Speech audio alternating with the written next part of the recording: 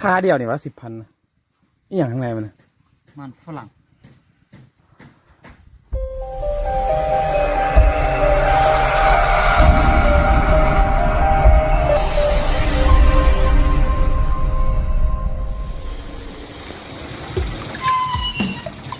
โอ้ย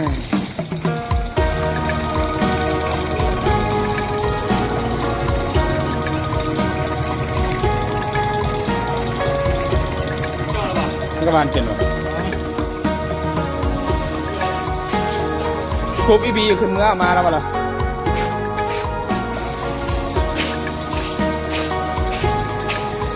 เอาไปนะตกเนี่ยไปกินไม่ได้ตั้งแก้วอ่ะ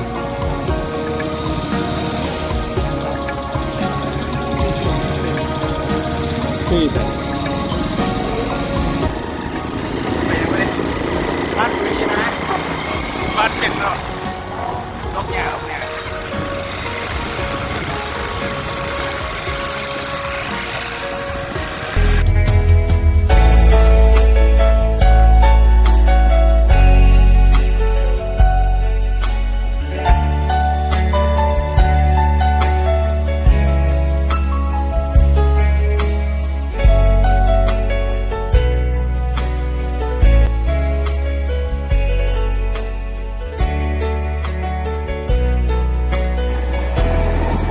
เอาพระปลุกเขียงตัดเลยมาได้อะไงลบงางานไม่ได้เนาะเขาเนาะเขียว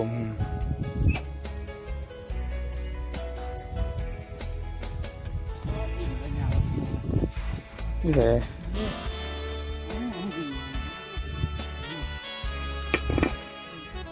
บัว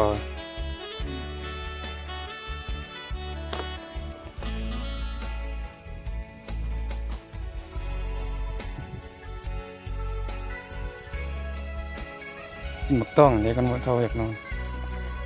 นี่ใส่แก้ว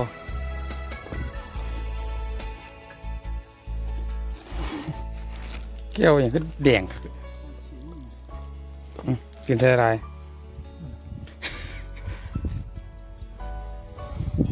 จะด่ากันเลยเอามา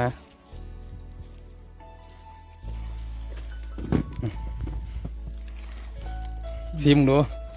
คนต่ำนะ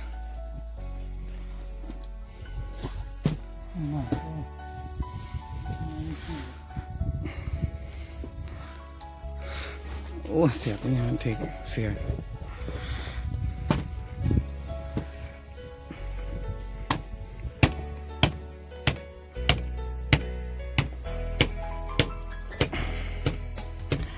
กินต้อง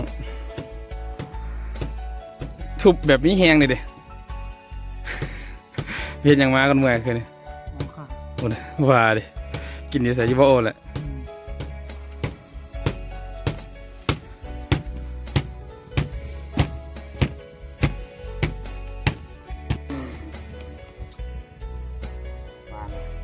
หมดมาแล้วค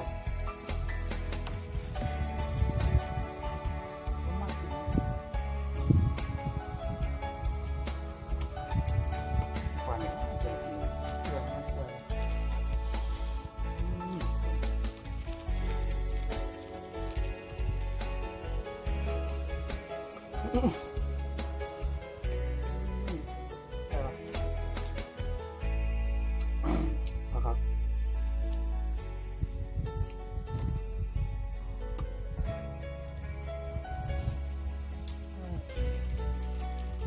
ไก่แซ่บๆจากใส่นี่สับโรซ่าป่ะเอามาให้ขาไก่นะ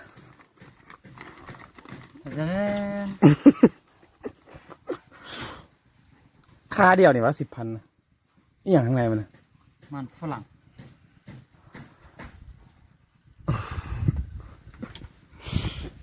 พี่ยินขึ้นมาอันนี้นะวางใส่ธรรมชาติกันแล้ว เสียกัน เอามันฝรั่งมาซิมดูทอดเขาจะทอดใส่น้ำไก่เลยวะ หมดเลยอะอันนี้ครับโมขาด นุ่มดีเนาะ ผมว่ามันกรอบๆนะ มันก็เป็นอ๋อ อ๋อ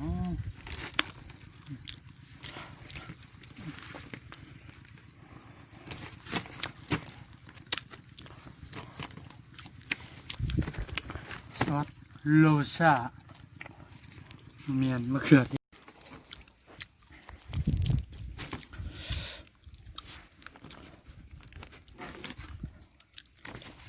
ลายแป้ง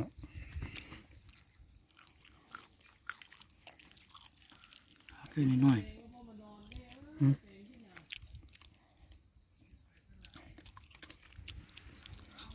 ครับบ่ ครับ แซ่บตลอด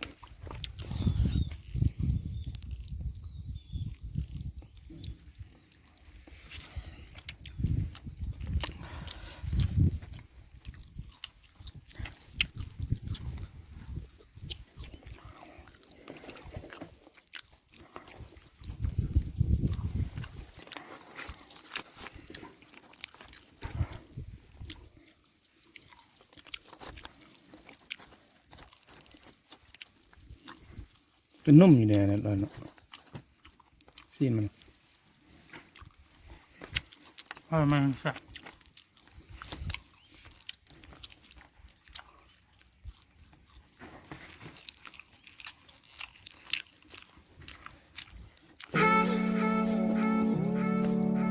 เดี๋ยวอย่างบ่มีมุงสิเฮ็ดจังได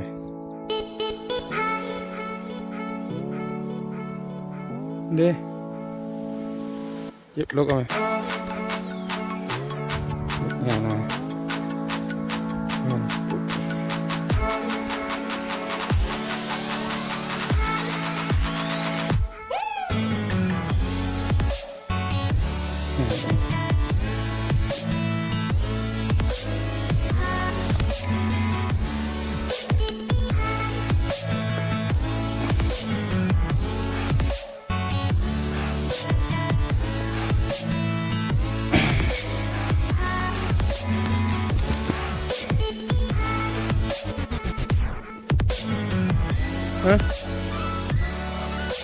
เอาเดี๋ยวกบฟ้องธนู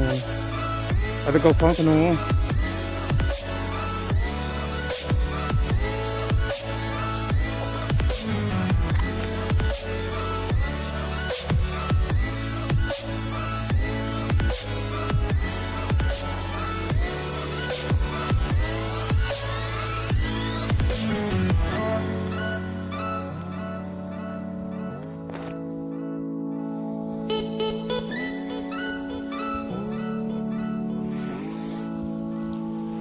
มึงจะใส่ปุ๋ยแล้วไอ้แพง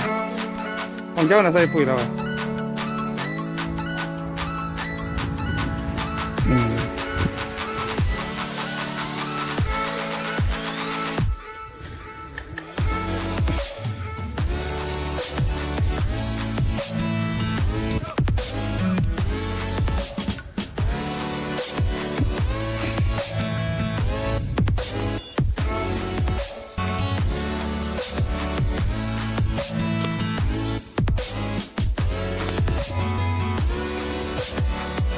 เลยก้มได้ไหมล่ะ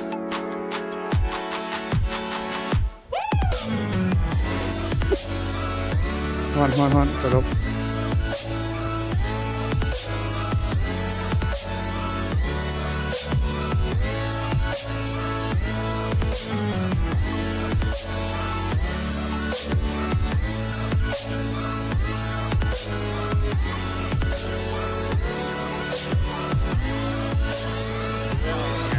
ใช่ยัง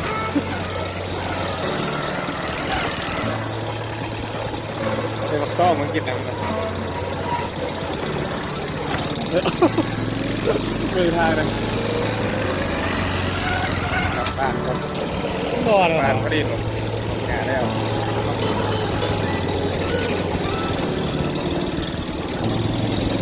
มือเขียวเลย ได้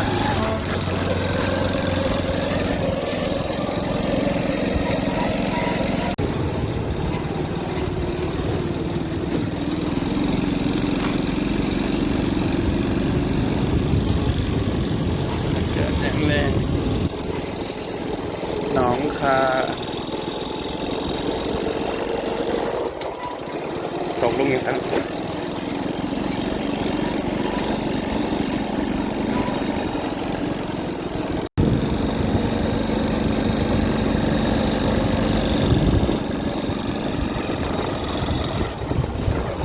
ท้องฟ้าน้ำไม่ได้นะ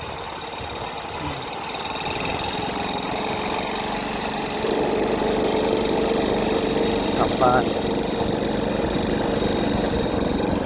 พอแล้วไหมอ่า อะไร บ้านของข่อยมันแรง ห้องไหมห้องมัน หาเงินเดือนบ่ได้